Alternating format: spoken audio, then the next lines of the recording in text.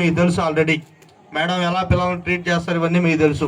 ఇంకా మా జూనియర్ అయినటువంటి కూడా ఇక్కడ గోపి మాకంటే చాలా చిన్నవారు, అయినా కూడా చాలా మీకు తెలుసు సబ్జెక్ట్ పరంగా సార్ ఎలా ఉంటారు, మీకు అందరికీ అన్ని విషయాలు తెలుసు. ఒక మంచి ఫ్యాకల్టీ ఉంది, కాకపోతే పిల్లలే యూటిలైజ్ చేసుకోవట్లేదు, దాన్ని సరైన మార్గంలో దాన్ని యూజ్ చేసుకోవట్లేదు. అదే బాధ. ఇన్నేళ్ళు ఒక ఎత్తు, రాను రాను పిల్లల్లో ఎలా తయారవుతున్నారంటే స్టడీ పరంగా చాలా వెనకబడిపోతున్నారు. ముఖ్యంగా ఈ లోపం ఏడుందంటే తల్లిదండ్రుల్లో ఉంది. తల్లిదండ్రుల్లో మార్పు రానంత వరకు మీ పిల్లలు ఇలాగే ఉంటారు.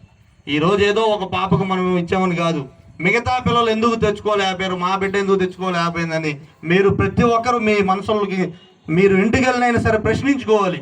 నా బిడ్డ మీద నేను ఎంత శ్రద్ధ పెట్టాను. కొద్దిమంది సింపుల్గా అమ్మ అసలు విసుగు వచ్చేసింది ఈ సంవత్సరం. నేను జస్ట్ ఈ బ్యాచ్లో కొద్దిమంది పిల్లల కోసమే నేను పనిచేశాను. ఆ పిల్లలు ఎవరో తెలుసు, వాళ్ళ కష్టానికి తగ్గ ప్రతిఫలమే ఉంటుంది. కాబట్టి ఇంకా బాయ్స్ విషయంలో కూడా ఉన్నారు పిల్లలు, మంచి మంచి పిల్లలు ఉన్నారు. కాకపోతే వాళ్ళు ట్యూషన్ని చదువు పరంగా చాలా కష్టంగా ఫీల్ అయ్యారు. అదే వాళ్ళ సమస్య ఏంటంటే, మెయిన్ ఏంటంటే ట్యూషన్ని కష్టంగా ఫీల్ అయ్యారు. మేము ఇంతలా క్లాసులు చెప్తుంటే పిల్లలకి అది నచ్చట్లేదు.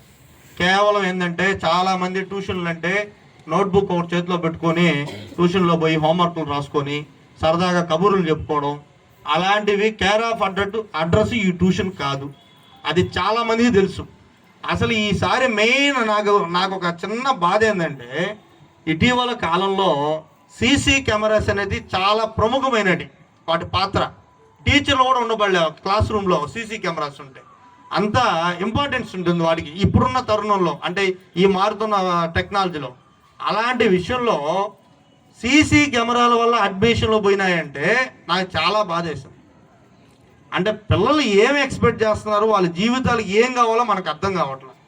ఇక్కడ మెయిన్ ఏంటంటే కనీసం తల్లిదండ్రులు, సపోజ్ నా బిడ్డే ఉంది, నేనేం ఆలోచిస్తాను, ఒక సంస్థలో చేర్చేటప్పుడు అక్కడ చదువు ఉంటుందా, డిసిప్లిన్ ఉంటుందా, లేదంటే అక్కడ స్టాఫ్ ఎలాంటి వాళ్ళు, అక్కడ ఏమన్నా ఇంతకుముందు ఏమన్నా పొరపాట్లు జరిగాయా, ఇవన్నీ ఆలోచించుకొని మనం డిసైడ్ చేస్తాం. ఎప్పుడైతే తల్లిదండ్రులు వాళ్ళు చేయాల్సిన పనిని పక్కన పెట్టేశారు, పిల్లల చేతిలో ఫ్రీడమ్ పెట్టేశారు, మీ పిల్లల జీవితాలు మీరే నాశనం చేసుకున్నారు. నేను ఒకటే చెప్తా, చాలామంది డబ్బులు ఇస్తే సరిపోతుంది అనుకున్నారు. డబ్బులు కాదు, వాళ్ళ జీవితాలని మీరే నాశనం చేస్తున్నారు తల్లిదండ్రులు. ఎవరైతే మీ పిల్లల పైన అశ్రద్ధ ఉన్నారో వాళ్ళందరికీ ఇది గుణపాఠం కావాలి. నీ బిడ్డ నీ కళ్ళ ముందు ట్యూషన్కి రాకుండా, ఎగ్జామ్స్ అటెంప్ట్ చేయకుండా, కళ్ళ ముందు ఇంట్లోనే ఫోన్ పట్టుకొని ఆటలాడుకుంటుంటే టీచర్లు ఏం చేస్తారమ్మా, ఏం చేయగలుగుతాం మేము?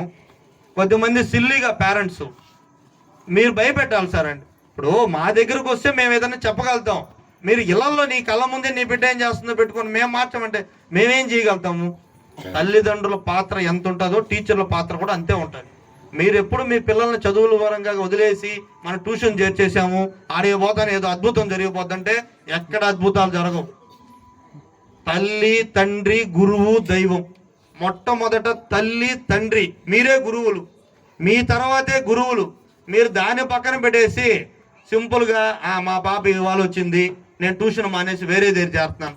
కనీసం ఒక తల్లి, తండ్రి మీ బాధ్యత ఏంటి, అక్కడ ఎందుకు మానేశారు, ఏం జరిగింది, చదువు చెప్పలేదా, లేదంటే వేరే యాక్టివిటీస్ ఏమైనా ఉన్నాయా, ఇవేవి ఆలోచించకుండా పిల్లల చేతుల్లో మీరు స్వేచ్ఛనిచ్చేసి మీ పిల్లల జీవితాలను మీరే స్పాయిల్ చేసుకుంటా ఉన్నారు.